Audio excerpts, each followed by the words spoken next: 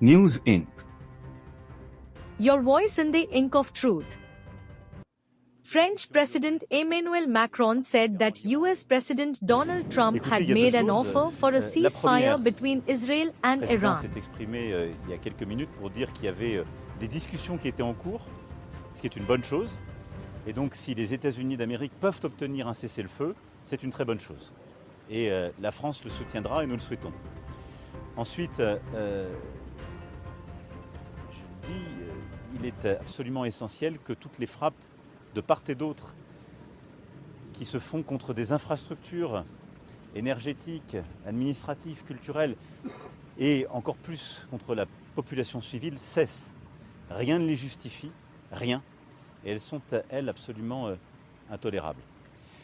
Et ensuite, dès que le cessez-le-feu sera obtenu, et je pense que les annonces qui ont été faites par le président Trump sont tout à fait positives et le rôle que les États-Unis d'Amérique auront à jouer est clé, les Français, à leur côté, les Britanniques et les Allemands sont disponibles pour reprendre des discussions sérieuses.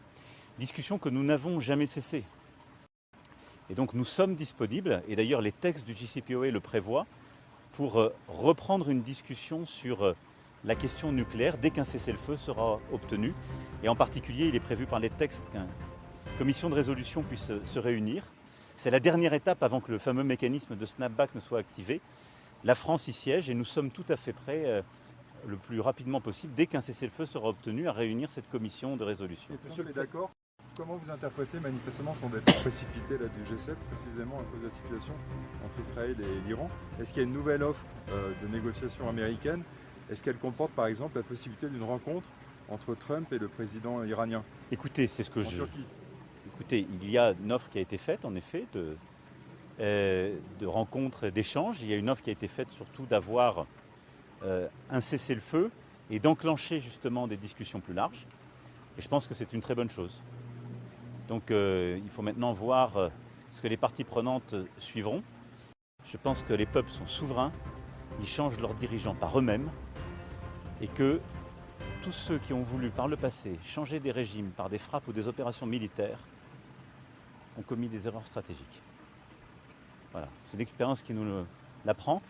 Et je ne pense pas que ce soit à des puissances étrangères de changer les régimes politiques en cours. La question que j'ai posée ce matin au président Trump, c'est de savoir s'il laisserait ses sénateurs avancer, il m'a répondu plutôt positivement, ce qui est pour moi une très bonne nouvelle, parce que je pense que le sénateur Lindsey Graham et tous les sénateurs qui l'accompagnent ont fait un très bon travail. Et donc si dans les semaines qui viennent, les Européens et les Américains de concert portent justement ces sanctions de la sorte, c'est véritablement une transformation de la situation. Parce que la capacité de l'économie russe à résister sera vraiment remise en question. Et parce que surtout, beaucoup aujourd'hui des partenaires qui parfois bénéficient de cette situation, ou qui de fait, par les transferts financiers qui sont faits, aident la Russie dans son effort de guerre, seront beaucoup plus entravés. Et donc aujourd'hui, notre conviction, c'est que si nous voulons aller vers la paix, il faut en effet montrer notre résolution ensemble et notre capacité à aller beaucoup plus loin dans les sanctions. L'Union européenne a préparé un nouveau train de sanctions, mais qui est par sa nature une rupture profonde avec les précédents.